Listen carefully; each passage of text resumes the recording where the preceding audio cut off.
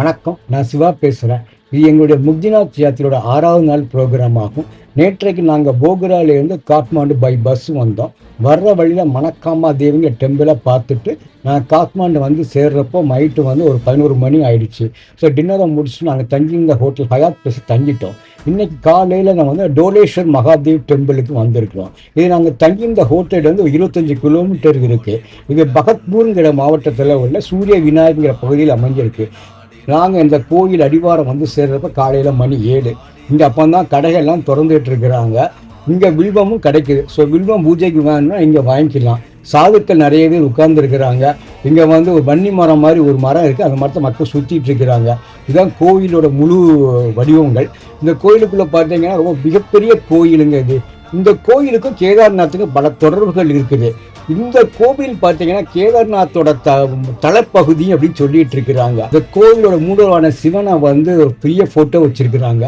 நான் கோயிலுக்குள்ள நடந்து போயிட்டு இருக்கிறோம். அப்போ தான் பூஜைகள் ஆரம்பிக்க போகுதுன்னு சொல்லிட்டு இருக்கிறாங்க. மகாபாரத கதைப்படி சிவனை தேடி பாண்டவர்கள் அலைஞ்சிட்டு இருக்கிறாங்க. அப்போ சிவன் வந்து துர்தகாசிங்கிற இடத்துல ஒரு காலம் மாதிரி இருக்கிறாரு. இதை வந்து பீமன் பார்த்துக்கிறாரு. ஸோ பீமன் வந்து காளையை பிடிக்க போகிறப்போ அவர் வந்து நிலத்தில் மறைஞ்சு போயிடுறாரு. சிவன் கேதார்நாத்தில் முதுகு பொதியாகவும், துங்கநாத்தில் கைகளாகவும், ருத்ரநாத்தில் முகமாகவும், மத்மகேஸ்வரில் தொப்புலாகவும், கல்பேஸ்வரில் முடியாமல் வெளிப்படுறாரு. ஸோ இதுதான் கதை. ஸோ இந்த கதையில் வந்து பார்த்தா தலைப்பகுதி காண முடியல. ஸோ தலைப்பகுதி வந்து இதான் இந்த கோவில் சொல்லிட்டு இருக்கிறாங்க. ரொம்ப காலமாக சிவனோட தலைப்பகுதி வந்து பசுபதிநாத்னு சொல்லிட்டு இருந்தாங்க. ஆனால் வந்து ஒரு இந்து ஆராய்ச்சியாளர் வந்து இந்த கோவிலுக்கும் கேதார்நாத் கோவிலுக்கும் உள்ள ஒற்றுமையை நிறைய கண்டுபிடிச்சாரு. அந்த ஒற்றுமையில் ஒன்று பார்த்தீங்கன்னா கேதார்நாத்தும் இந்த டோலேஸ்வரும் தோன்றி கிட்ட 4000 வருஷங்கள் ஆயிடுச்சுன்னு சொல்லிட்டு இருக்கிறாரு. அது மட்டும் டோலேஸ்வர்லையும் கேதார்நாத்லையும் தன் கல்வெட்டுகள் பார்த்தீங்கன்னா ஒரே மாதிரி வடிவங்கள் இருக்குது. ஸோ இந்த கேதார்நாத்லையும் இந்த டோலேஸ்வரும் பூஜை பண்ணுற பூஜாரின்னு பார்த்தீங்கன்னா இந்தியாவிலேருந்து வந்தவங்களாக இருக்கிறாங்க. அவங்க பர்டிகுலராக கர்நாடகா பகுதியிலேருந்து வந்த லிங்காயத்து பரம்பரையை சேர்ந்தவங்களாக இருக்கிறாங்க.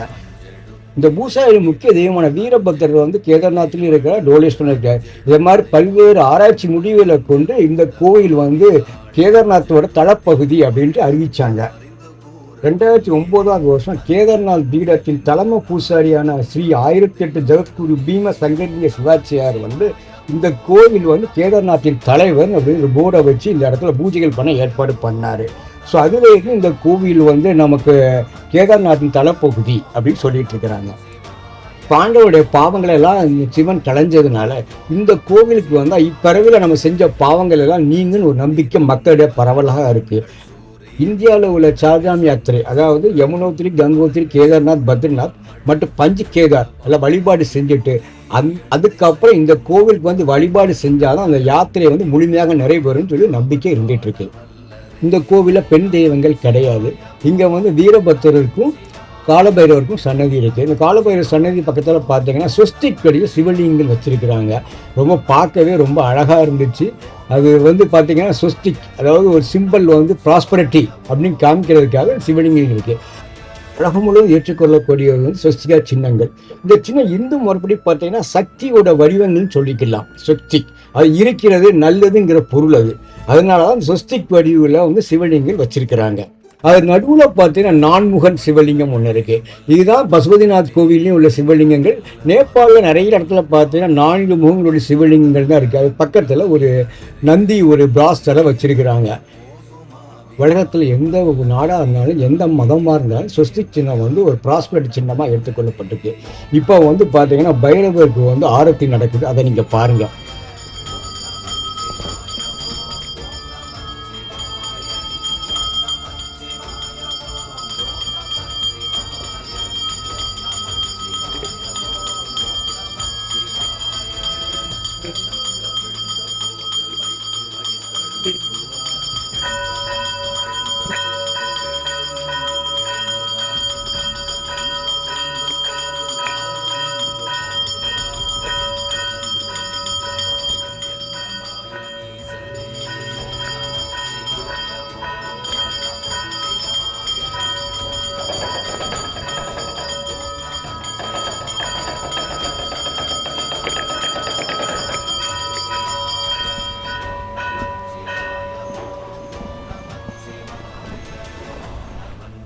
காலையில் இந்த பைரவர் ஆரத்தி பட்டது மன சந்தோஷமாக இருந்துச்சு.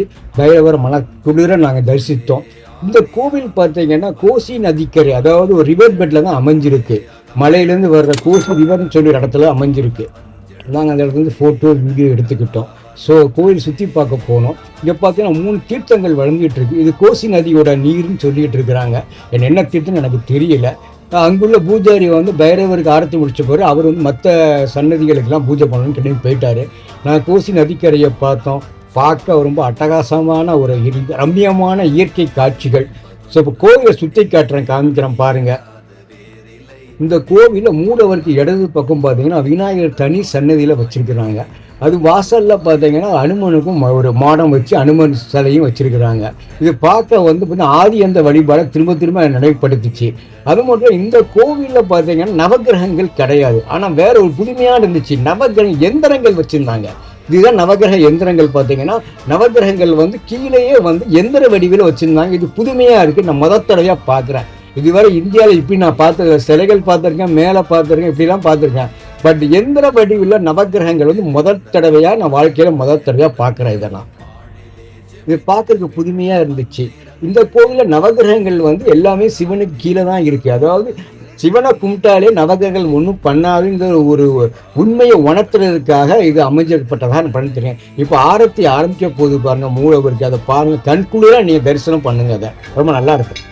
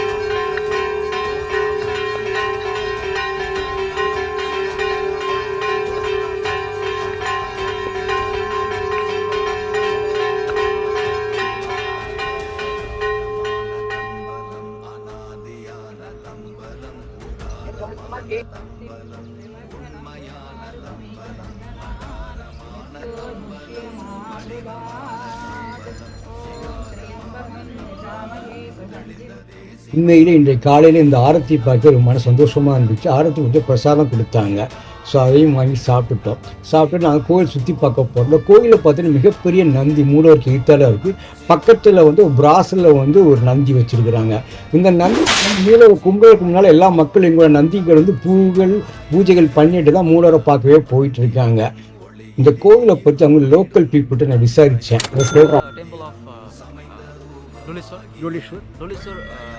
Is a part of Kedarnath. Okay. That is located in India. The story behind this temple is once Lord Shiva took the incarnation of a buffalo, and the five Pandavas were trying to. அவர் இந்த கோயில் ரெகுலராக வருவாராம். இந்த கோயிலை பற்றி நம்ம சொன்ன அந்த பாண்டவர் கதையை தான் அவர் சொல்கிறாரு. சுவாமிக்கு வலது பக்கம் பார்த்தா இன்னொரு தீர்த்தம் வருது. அந்த தீர்த்தத்தில் பார்த்தா நிறைய சின்ன சின்ன சிற்பங்கள் இருக்குது. சரியான விவரங்கள் எனக்கு தெரியல, யாரும் சொல்லவும் மாட்டேங்கிறாங்க என்ன விவரங்கள் என்ன சிலைகள் இருக்குன்னு கூட தெரியல. ஆனால் இங்கே பார்த்தீங்கன்னா ஒரு தீர்த்தம் விழுந்துட்டு இருக்கு. அந்த தீர்த்தத்தை எல்லாருமே குளிக்கிறாங்க. डोलेश्वर महादेव का मूल का पानी हो तीर्थ यो डोलेश्वर महादेव तीर्थ यो केदारनाथ जी का सर डोलेश्वर महादेव तीर्थ यो ये तो मूल का पानी था. गंगा बहती है उसको तीर्थ बनते हैं. अब ये मूल का पानी है इसको धारा बनते हैं. இந்த தீர்த்தத்தில் குளித்த ஒரு சாதிட்ட கேட்டால் அவர் குளித்தா இங்கே குளித்தா கங்கையில் குளித்ததா அர்த்தம்னு சொல்கிறாரு. இங்கே பார்த்தீங்கன்னா இன்னொரு சிலை, ஒரு நாகர் சிலை ஒன்று சூப்பராக இருக்குது. அது வந்து பார்த்தீங்கன்னா ஃபுல்லாக பிராஸ்லாம் இருக்குது. ஸோ நாகர் வழிபாடுன்னு இங்கே இருந்திருக்கு. அது பக்கத்தில் பார்த்தீங்கன்னா இன்னொரு வந்து சிவன் கையில் வச்சிருக்கிற ஒரு கமண்டலம், அதுவும் வந்து பிராஸில் வச்சுருக்கிறாங்க. அது பக்கத்தில் பழங்கால ஒரு கல் ஒன்று வச்சுருக்கிறாங்க. அது விவரங்களும் யாருக்கும் தெரியலை. ஆனால் இதோட அந்த கோயில் கெட்டுறதுக்கு முன்னாலோட கல் அதை பார்வைக்கு வச்சுருக்கிறாங்கன்னு சொல்லிட்டு இருக்கிறாங்க. ஸோ நாங்கள் வந்து இங்கே விவரம் தெரிஞ்ச கோயில் பூசாரிகள் வந்து உள்ளே இருந்ததுனால நான் எங்களுக்கு கேட்க முடியல. அந்த கமண்டலம் அது பக்கத்தில் பார்த்தீங்கன்னா மிகப்பெரிய சூலாயுதம், அதில் உடுக்கை வச்சுருக்கிறாங்க. ஸோ இதெல்லாம் பார்த்துட்டு நாங்கள் வெளியே வரோம். இங்கே வந்து விஷ்ணுவுக்கு ஒரு கோயில் கெட்டிகிட்டு இருக்கிறாங்க. இப்போ தான் 2013 வந்து கேதார்நாத்தில் வெள்ளம் வந்தப்போ அங்குள்ள பூஜைகள் எல்லாம் வந்து இங்கே தான் நடந்துக்கதான். ஸோ அது ஒரு இதாக சொல்லிட்டு இருக்கிறாங்க. இந்த கோயிலில் துளசி மாடம் இருக்குது. இதை பார்க்க ரொம்ப அட்டகாசமாக இருந்துச்சு. இந்த கோவில் ஒரு காலையில் ஒரு 7 மணிக்கு பார்த்தீங்கன்னா இயற்கையாக ரம்மியமான ஒரு காட்சிகளோடு இந்த கோவில் காட்சி அளிச்சுது. ஸோ நாங்கள் இதெல்லாம் சுற்றி பார்த்தோம். இந்த கோவிலுக்கு பின்புறம் பார்த்தீங்கன்னா இந்த கோவிலை பூஜை பண்ணுறவங்க, இந்த மரத்தை நிர்வகிப்பு பண்ணுறவங்களோட வீடுகள்லாம் இருக்கிறப்ப தெரியுது. அது பக்கத்தில் பார்த்தீங்கன்னா புத்தர் சிலை இருக்குது. நேபாளில் உள்ள எல்லா கோவில்லையும் பார்க்க புத்தர் சிலை ஒன்று இருக்குது. எல்லா இடத்துலையுமே எல்லா கோவில்லையும் இருக்குது. ஒன்று வெளியே இருக்குது, இல்லை உள்ளே இருக்குது. அது பக்கத்தில் ஒரு கல் வடிவம் வச்சுருக்காங்க. அது என்ன வடிவம்னு தெரியல. நான் ட்ரை பண்ணி பார்த்தேன். அது என்னென்னு தெரில. புத்தர் சிலையா அல்லது வெறும் அம்மன் சிலையான்னு கூட தெரில. ஒரு மாதிரி ஒரு ரூமாக தெரிஞ்சிச்சு. அதை நான் பார்த்தேன். பட் அது உள்ள டீட்டெயில்ஸ் கேட்குறேன், அங்கே யாருமே இல்லை. ஸோ அதனால் நாங்கள் வெளியே கிளம்பி வந்துட்டேன். ஸோ பார்த்தீங்கன்னா இந்த கோவிலுக்கு பின்பகுதி இந்த இடத்துல இந்த தீர்த்தத்தில் குளிச்சுட்டு ட்ரெஸ் சேஞ்ச் பண்ணுறதுக்கான சின்ன ரூம்ஸ்லாம் கட்டி வச்சுருக்கிறாங்க. ஸோ அதெல்லாம் பார்த்தோம். இந்த கோவிலில் முழுமையாக பார்த்தோம். மன திருப்தி இருந்துச்சு. கூட்டம் அதிகம் இல்லை. காலையில் நேரத்தில் போகிறதுனால கூட்டம் அதிகம் இல்லை. ஆரத்தி காலையில் பார்த்தா எனக்கு உண்மையிலே கிடைச்ச அதிர்ஷ்ட வாய்ப்பாக தான் நான் கருதுகிறேன். இந்த கோவில் ரொம்ப மிகப்பெரிய நல்ல கோவிலாக இருக்குது. நாங்கள் போன வருஷம் வந்து சாதாம் யாத்திரை முடித்தோம். இந்த வருஷம் முக்திநாத் அண்டு பசுவிநாத் கோயிலுக்கு வந்த இடத்துல வந்து இந்த கோயிலை பார்த்து ஒரு சந்தர்ப்பம் கிடச்சிது. இந்த கோவில் வந்து யாத்திரை.comோட இட்டினரியில் இந்த ப்ரோக்ராம் கிடையாது. நாங்களாக தான் போட்டுக்கிட்டேன். நாங்கள் வந்து இதில் குரூப்பில் வந்து 22 பேரும் வரலை. ஒரு 10 பேர் மட்டும் அந்த கோயிலுக்கு நாங்கள் போனோம். ஸோ இந்த 10 பேர் இந்த கோயில் தர்மியான தரிசனம் பார்த்தோம். இந்த இடத்துல பார்த்தீங்கன்னா அந்த கோயில் ரொம்ப பழங்காலத்து கோவில் நல்லாவே தெரியுது. ஏன்னா நிறைய வெட்ட வெளிகள் நடுவில் பார்த்தீங்கன்னா மட்டும் மூலவருக்கு ஒரு சன்னதி வச்சுருக்கிறாங்க. ஸோ ரொம்ப பார்க்கவே ரொம்ப சந்தோஷமாக இருந்துச்சு. நல்ல நீட்டாக இருந்துச்சு. டாய்லெட் ஃபெசிலிட்டிஸ் அண்ட் எல்லாமே வச்சுருக்கிறாங்க.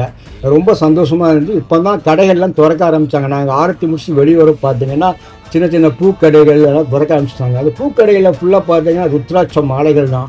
ருத்ராட்சத்தில் பல்வேறு வடிவங்களில் வச்சுருந்தாங்க. அதாவது என்னன்னு கேட்டிங்கன்னா ஏகமுகம், இருமுகம், 3 முகம் மாதிரி ஏதோ வச்சுருந்தாங்க. நான் எதுவுமே வாங்கலை. அங்கே சாதுக்கள் நிறைய இருந்தாங்க. ஒரு சாது எங்களை கூப்பிட்டு ஆசீர்வாதம் பண்ணணும்னு பண்ணார். ஸோ மயில் இறகுனால என்ன பண்ணுறான்னா தலை முதுகு எல்லா இடத்தையும் தடவி விட்டுட்டு ஏதோ ஆசீர்வாதம் பண்ணி கொடுத்தாரு. ஸோ அந்த சாதுவோட ஆசீர்வாதத்தையும் நாங்கள் வாங்கிட்டு ஹோட்டலுக்கு திரும்புகிறோம். இன்றைக்கி காலையில் பார்த்தீங்கன்னா பசுபதிநாத், ஜல்நாராயணன் மற்றும் 2 ஸ்தூபா போகிறோம். ஸோ எங்களுடைய இன்னைக்கு ப்ரோக்ராம். இப்போ நேபாளில் உள்ள காத்மாண்டில் நிறைய கோவில்கள் இருக்குது. பட் எங்களுக்கு நேரம் இல்லை. ஏன்னா நாங்கள் வந்து கிட்டத்தட்ட ஒரு 2.5 நாள் தான் வந்து காத்மாண்டில் ஸ்பெண்ட் பண்ணோம். அதனால் எல்லா கோயிலும் பார்க்க முடியாது. ஸோ நமக்கு வாய்ப்பு கிடைத்த கோயிலெல்லாம் பார்த்துட்டோம். அடுத்த முறை ஆண்டவன் நம்ம கூப்பிடுவான் நம்பிக்கையோடு நாங்கள் இருக்கிறேன். ஸோ நாங்கள் இதெல்லாம் முடிச்சுட்டு நாங்கள் வந்து ஹோட்டலுக்கு திரும்பி பிரேக்ஃபாஸ்ட் முடியணும். பிரேக்ஃபாஸ்ட் பண்ணிட்டு அடுத்த ப்ரோக்ராம் ஸ்டார்ட் பண்ணணும். இங்குள்ள சாதுக்களே அங்கே ருத்ராட்ச கூடைகள் விற்கிறாங்க. பல்வேறு வடிவம், சின்னதுலேருந்து பெருசிய வர பெரிய பெரிய ஒரு ருத்ராட்ச கூடை, அதாவது ருத்ராட்ச மாலையாலே கூட பண்ணி வச்சுருக்கிறாங்க. ஸோ நாங்கள் விலை கேட்கல, நாங்கள் வாங்கவும் இல்லை அதெல்லாம். ஸோ இங்கே பார்த்தீங்கன்னா எல்லா கடைகளிலுமே பார்த்தீங்கன்னா சிவலிங்கம், அந்த மூலருடைய சிலையை வந்து ஒரு சின்ன மினியேச்சர் உடையில் வச்சுருக்கிறாங்க. பூக்கள் வச்சுருக்கிறாங்க, வஸ்திரங்கள் வாங்கிக்கலாம். நிறைய ஸ்படிக மாலை, கருங்காலி மாலை, அதை மாதிரி மாலைகள் நிறைய வச்சுருக்கிறாங்க. அது மட்டும் இங்கே லோக்கலில் வைக்கிற பயிர் வகைகள் வந்து வச்சுருக்கிறாங்க. லோக்கலில் பிக்கிள்ஸ் போடுறாங்கல்ல, அந்த பிக்கிள்ஸை வந்து டப்பாவாக வச்சு விற்பனைக்கு வச்சுருந்தாங்க. இப்போ தான் ரெஸ்டாரண்ட் ஸ்டார்ட் பண்ண ஆரம்பிக்கிறாங்க. காலையில் 7:30 மணினால இப்போ தான் ஓப்பன் பண்ணி ஒவ்வொருத்தராக அதை ஆரம்பிச்சிட்டு இருக்கிறாங்க. பார்க்கவே அட்டகாசமான பிளேஸுங்க. நீங்கள் காட்மாண்டு போனீங்கன்னா இந்த கோயிலை மறந்துடாங்க. பர்டிகுலராக சார்தாம் யாத்திரை, பஞ்சுகேதார் யாத்திரை போகிறவங்க வந்து இந்த கோவிலை வந்து பார்த்தா தான் அந்த யாத்திரை வந்து முடிவடையும் ஒரு நம்பிக்கை இருக்குது. ஸோ அதனால் அதை நீங்கள் விடாதீங்க. கண்டிப்பாக அந்த யாத்திரை போகிறவங்க இந்த கோவிலுக்கு வந்து உங்கள் யாத்திரையுடைய முழு பயனை நீங்கள் அடைச்சிக்கோங்க. ஸோ நாங்கள் அதெல்லாம் பார்த்துட்டு நாங்கள் எங்கள் வேனை நோக்கி போயிட்டுருக்குறோம். இங்கே இருந்து நாங்கள் தங்கிக்க ஹோட்டல் போட்டு கிட்டத்தட்ட 1/2 hour ஆகும். ஸோ பிரேக்ஃபாஸ்ட் அடுத்த ப்ரோக்ராம் ஸ்டார்ட் பண்ணணும். நாங்கள் வணக்கம், அடுத்த வீடியோவில் சந்திக்கிறேன்.